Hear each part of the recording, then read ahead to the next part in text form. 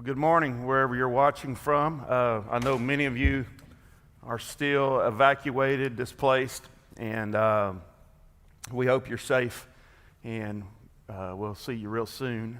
I'm going to make a few just quick comments.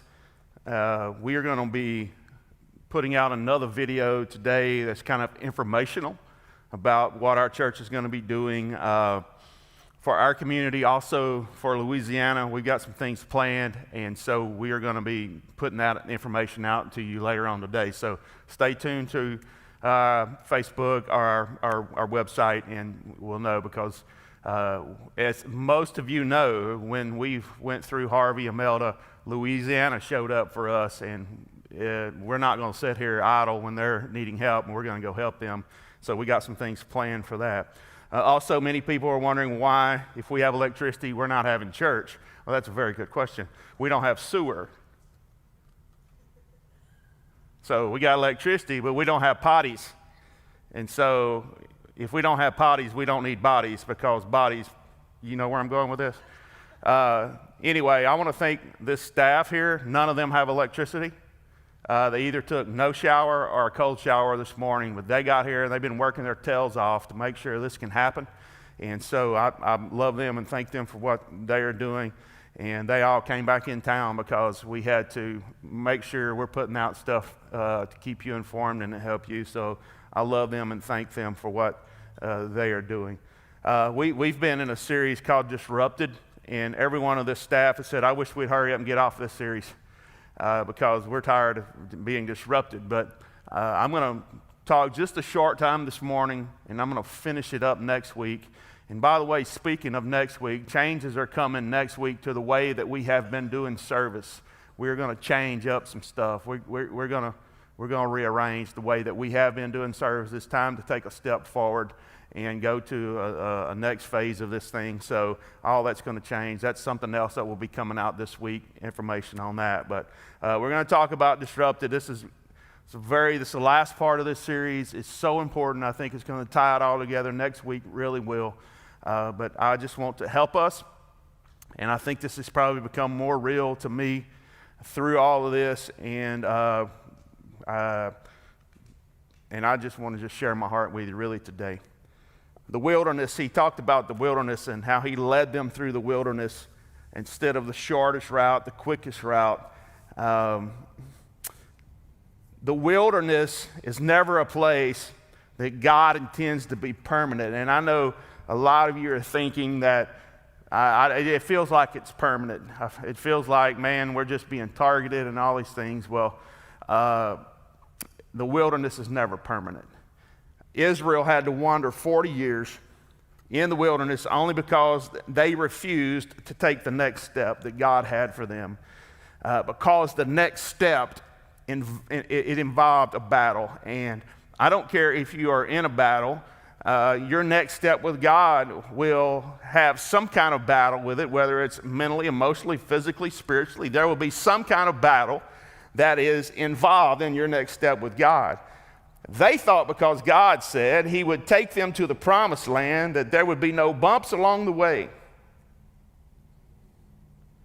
There has been a teaching probably since I was a little kid, and it's been a false teaching. It's an Americanized gospel, if you please, that says if you live for Jesus, there will be no problems.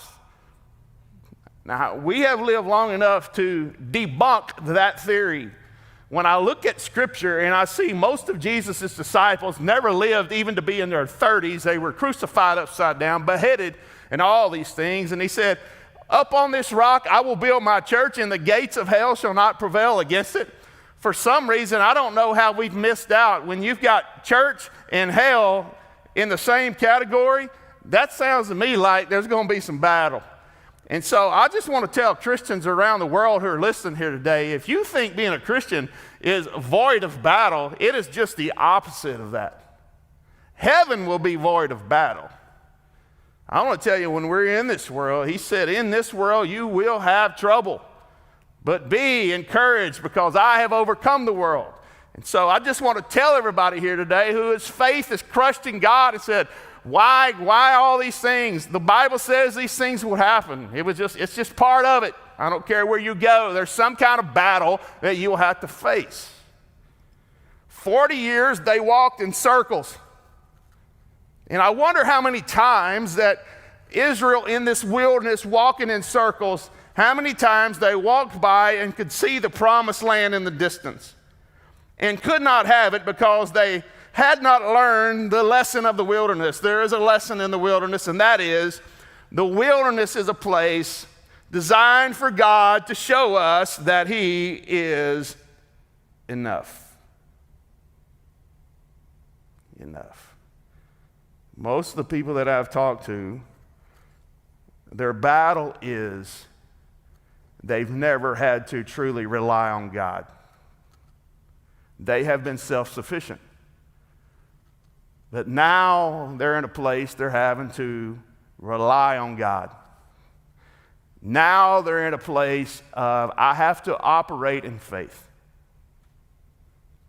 It's because of our past wilderness experiences and what we have learned about God and ourselves that have put us in the position to make it through our present tense situation. My faith is built by what I have come through. I have come through. We here are, I'm going to give you just a snippet. We're going to head to Louisiana, and I will be just telling as many people as I can there. We have been through what you're going through, and you will come out of it. God always, it's always looking back, and we see God's hand all through that. But when you're going through something, you can't see it. But it is our wilderness experiences from the past that give us the faith to face the present, because now we know what God can do. Oh, we all want smooth sailing. Oh, we all don't want to be in a place where we got to depend on God. But the only way to know that He is dependable is if we have to depend on Him. Wilderness is a place of preparation. And where there is preparation, there is pruning. It means in order to move forward, it doesn't mean that we add something. Let me talk about the wilderness here today. A wilderness experience is not where things are added to us. It has more to do with what I let go of. God puts us in wilderness situations so we can deal with things in our lives that will not make the trip to where we're going. The wilderness is a place of inventory. The wilderness is a place of evaluation, self-evaluation. It's a place where we can discover things that we thought we had to have may not be so important. Now, I know a lot of you weren't raised in a church, or you're not used to this kind of preaching. But the truth is the truth. I just wonder, anybody here like to hike? I got my staff in here. There's two people over here. I don't get you, but we have to have you. Believe it or not, I used to be a Boy Scout. I used to have my sash with my merit badges. Anyway, I never made it to Eagle Scout, more like a turkey. If they had a turkey badge, Turkey Scout, that's probably about where I landed. I was never an Eagle Scout. I do have a son-in-law that made it to Eagle Scout, and that's a really big deal. I remember we were going to do our first camp out, and sitting at home in our AC, I began to make a material list of things that I would need on this camping trip. I didn't have a backpack, so I got my mom to take me to GI Surplus. And at GI Surplus, it was a really cool thing, especially if you're a Boy Scout. I bought a 2-foot by 4-foot ammo box, wood ammo box, and I still have the box. It's in my shop now as a reminder to me of what I'm about to talk about. I thought of every possible scenario that might go wrong in my camping out wilderness experience. Matter of fact, it was called Wilderness Camp.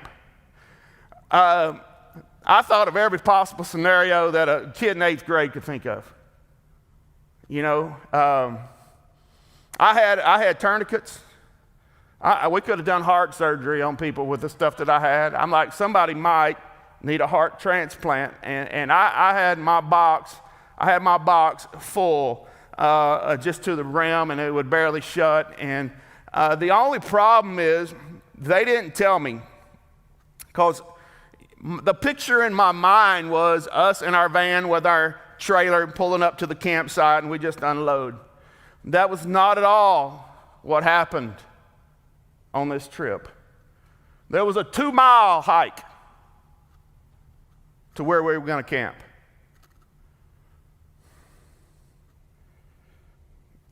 What this means is,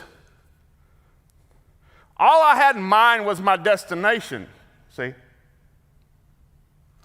I could picture myself suturing somebody's cut, fixing coffee by a solar, a gun in case we had to kill something. This is horrible to say as a Boy Scout, but a cigarette lighter, because I didn't want to rub sticks together. Right? That never worked for me anyway, but a cigarette lighter always worked. Everything I thought of was with my destination in mind. I did not take into consideration the journey to get there. So about a quarter of the way, I stopped on the side of the trail, and I opened my box. I was left behind by those with backpacks and who had done this before. I stopped and I set my box down with sweat pouring off of me and out of breath, and I opened my box and began to determine what was important and what wasn't. And I began to go through things and pull them out, and I would take it out along the trail, and I'd go and I'd pull up some pine straw and I'd hide it and cover it up. So on the way back, I was thinking I would pick it up. By the time we made our 2-mile hike into the wilderness camp, I didn't even have my box. I had hid my box. I had a pair of underwear that I could stick in my pocket. And I had my mess kit. If you don't know what a mess kit is, it was a kit that had your utensils in it, and you put it over a fire. And I had my sleeping bag. 1 pair of underwear for a week. I was in 8th grade. I don't even think I used them. A mess kit and a backpack.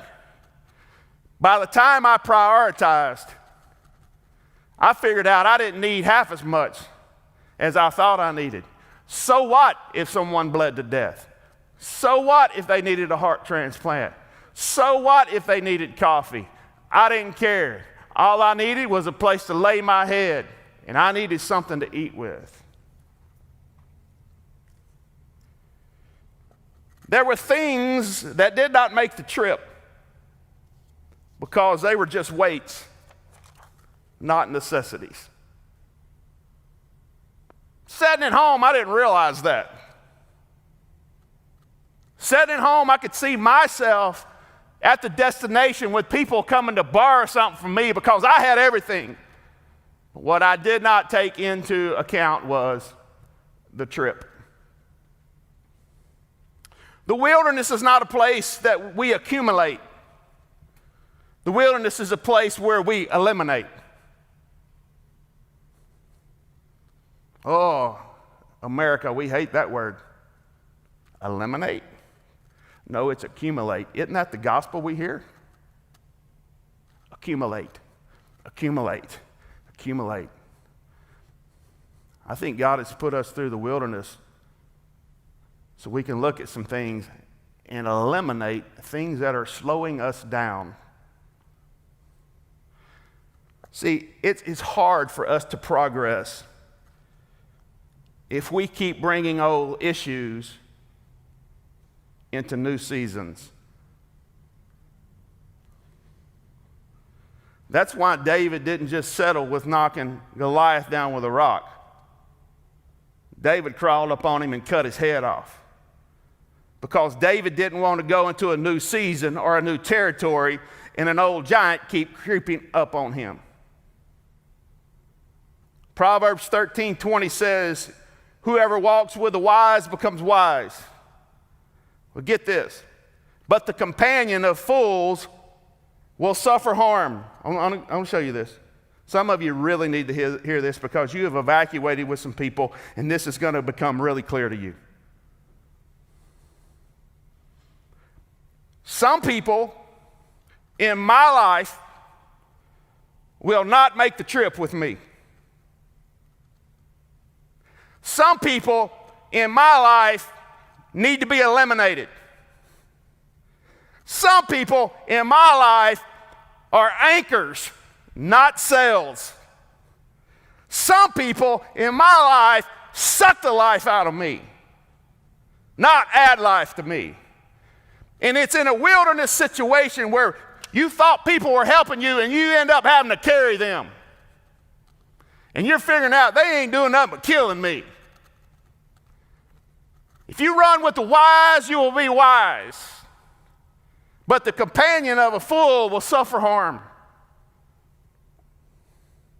Notice he didn't say a fool suffers harm.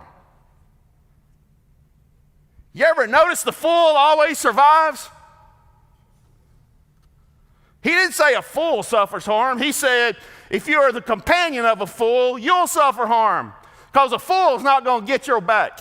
A fool's not going to be there when your electricity's out. A fool's not going to be there when you're hungry and starving. You ain't got nothing to eat and they're going to bring you something anyway. A fool's not going to be there. It says a companion of the fool suffers harm, which means I don't have to be a fool to be hurt. I just need to hang out with one. There are people here today, you need to evaluate who's on the trip with you. And I guarantee you, if you would eliminate some people, you would get to your destination quicker without them than you would with them. You think you need them. You think they're the voice of God. You think they're everything. They ain't nothing but a hindrance to where God is carrying you. And by the way, you don't need their approval on what God says you can have. The truth is, Moses could have got Israel to the promised land in about a week's time. That's about all it was a week's trip, 7 days. 7 short days, eating grapes the size of a man's hand and just honey. I'm talking about good honey, like honey that clear your allergies up, no allergies. I'm talking about milk, whole milk with cream stirred up, and it would make Bluebell go out of business. It would be incredible. A week's time, 1 week, 7, 1, 2, 3, 4, 5, 6, 7 days. 7 days, about as long as we're going to be without electricity. He could have got there. But because of 10 fools, 10 fools, 10.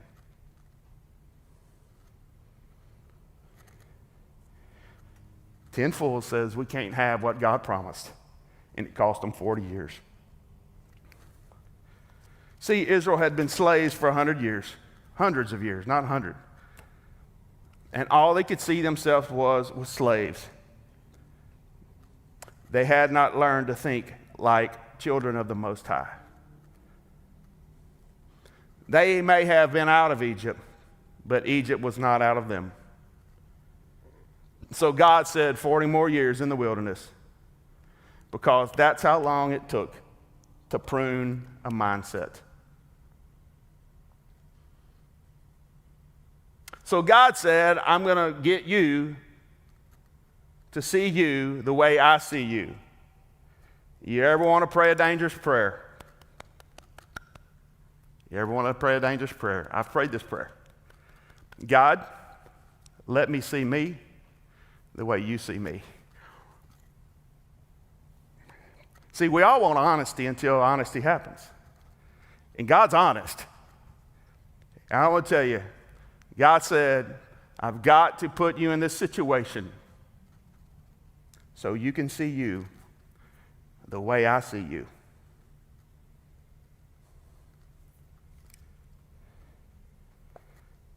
Because here's what I know. Most of the time, I can only see me by the voices of the ones around me.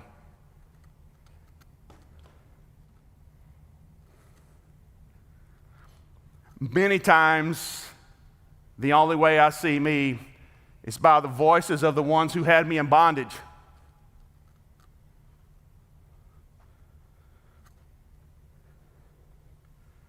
So I've got to put you in a place where I am all that you've got.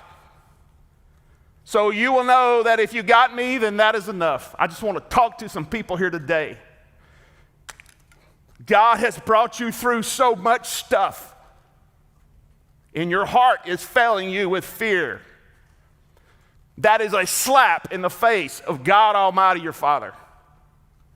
Can you look back on your past experiences and let that give you enough faith for your present circumstance?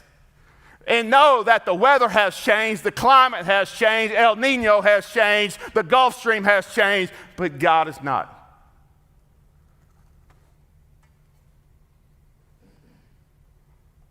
So a whole generation had to die.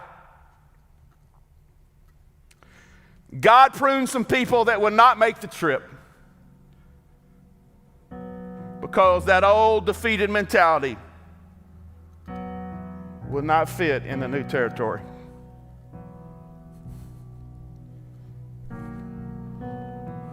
I'm going to say this. Listen to me. I'm going to say this.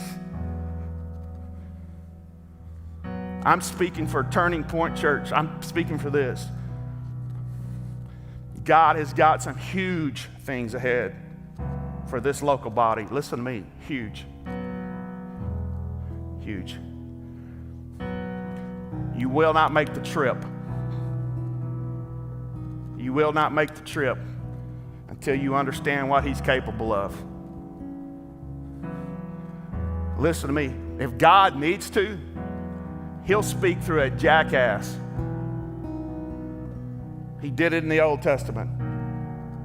Prophets riding along. Angel of the Lord appears. He don't even see the angel of the Lord. The donkey, excuse me, I said jackass. The donkey saw it, spoke to him. God needs to. I don't want a donkey taking my place. I want to make the trip. I want to be a part of what God's doing. This will probably not be the only Turning Point Church in existence. There will probably be more planted. But if you've got a weak, defeated mentality, you won't make the trip. Oh, what is he preaching like that for? I'm running off generator. You better thank God you had a house to come back to, because we're about to cross the state line this week, and we've been there. So God, I thank you for a generator, and I thank you that my house is intact. But we know by experiences, houses can be rebuilt. But I want to tell you, this is bigger than houses, this is bigger than shingles, this is bigger than generators. This is about people who will spend eternity in one place or the other, heaven or hell, and there will be no generators needed in heaven, and a generator won't help you in hell. There's not one big enough. This is about God saying, I came to seek and save that which was lost. Does anybody want to make the trip with me? And the only way we can truly know who He is and what He's capable of is going through things that we're going through right now. So I want to ask you a question. We're going to finish this next week. You don't need to miss next week. It's going to bring it all together. A whole new revelation on some stuff next week. I'll ask you this question again. Are you tired of trusting in yourself? And are you ready to trust God?